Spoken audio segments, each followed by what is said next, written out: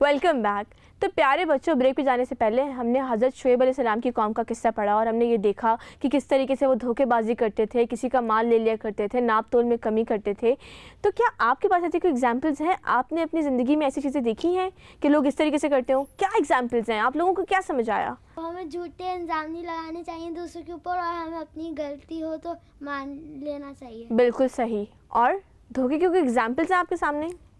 अगर किसी ने हमारी पेंसिल छुपा ली तो उसे ये बताना चाहिए कि मेरे पास है आपकी पेंसिल। ये नहीं कहना चाहिए कि मेरे पास तो नहीं है आपकी पेंसिल। यानी ये भी एक धोखे की एक फॉर्म है ना। आप झूठ बोल रहे हैं, किसी का माल ले रहे हैं उसकी परमिशन के बगैर।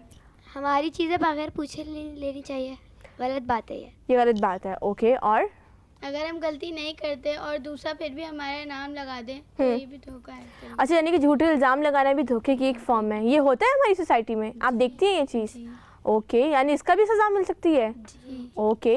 और आपको क्या समझ आया? जो भी कोई गलती करे तो उसे एक्सेप्ट करना आना चाहिए। ठीक है। इतनी पावर अपने अंदर रखनी चाहिए कि हम जो गलती करें उसको एक्सेप्ट भी कर सकें। यानी उनसे गलती हुई लेकिन वो उनके अंदर इतनी हिम्मत नहीं थी कि वो ये माने कि हम गलत काम कर रहे हैं, वो डट गया उसके ऊपर। वेरी गुड, शाबाश। और आपको क्या समझ आया?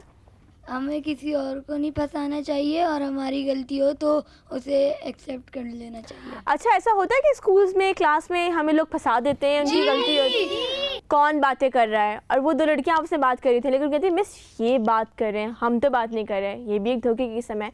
धोखे की एक और भी किस्म है बच्चों, और वो किस्म ये है कि कई दफ़ा ऐसा होता है कि मिस पूछती हैं आपका असाइनमेंट कहाँ है, आपका होमवर्क कहाँ है, और हम कहते हैं मिस कॉपी घर पे रह गई। तो क्या वो कॉपी घर पे होती है? नहीं। वो कॉपी कहाँ होती है? बैग में। तो क्या ये धोखा है? यस। क्या इसका गुनाह मिलेगा? जी। इसकी सज़ा भी मिल सकती है? जी। तो क्या हमें आइंदा करना चाहिए इस गलती को? नहीं। Very good. क्योंकि हमने देखा कि उस कौम ने धोखे दिए, झूठ बोले, मिलावट की, तो उसकी उनको सज़ा मिली। जी। अल्लाह ताला का अज़ाब बहुत सख्त है। हमें चाहिए कि अल्लाह ताला हमें जिन चीज़ों से मना करते हैं हम रुक जाएं।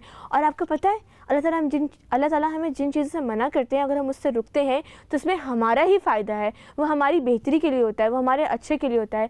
कहीं ना कहीं जाके उससे रुकना हमारे काम ही आएगा। ये बात तो हम सब जानते हैं ना कि अल्लाह के हर फैसले में कोई ना कोई हिकमत छुपी हुई होती है।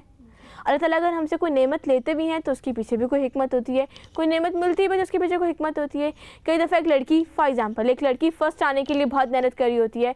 मैं तो फ़र्स्ट आऊँगी, इस दफ़ा तो मैं ज़रूर फ़र्स्ट आऊँगी, लेकिन वो फ़र्स्ट नहीं आती, वो सेकंड आ जाती है।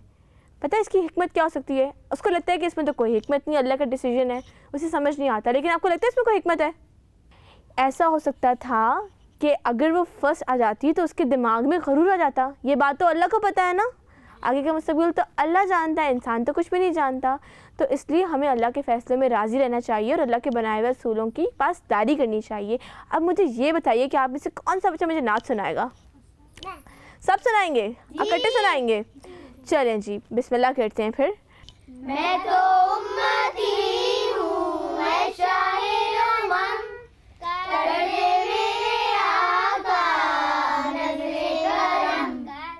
मैं तो बेसहारा हूँ, दामन भी है खाली, नबियों के नबी तेरी शान है निराली। मैं तो उम्मती हूँ, मैं शाहिर-ओ-मम, कर दे मेरे आका नज़्रे करम। गम के अंधेरों में घिरा हुआ है, आका दुश्वार जीना मेरा हुआ है। बिगड़ी बना दे मेरी तैबा के वाली, बिगड़ी बना दे मेरे तैबा के वाली। नबियों के नबी तेरी शान है निराली। मैं तो उम्मती हूँ, ऐ शाहे-ओ-मम, कर दे मेरे आका नज़्रे करम। सुभान अल्लाह, माशाल्लाह, आप लोगों ने बहुत अच्छी नात पढ़ी।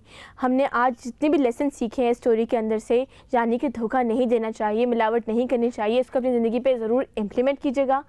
अब मैं आपसे इजाज़त चाहूँगी। आपकी होस्ट आयशा रमला दोबारा एक नई स्टोरी लेके क़ससुल कुरान के अंदर दोबारा हाज़िर होगी। तब तक के लिए आपसे इजाज़त चाहते हैं। अल्लाह हाफ़िज़।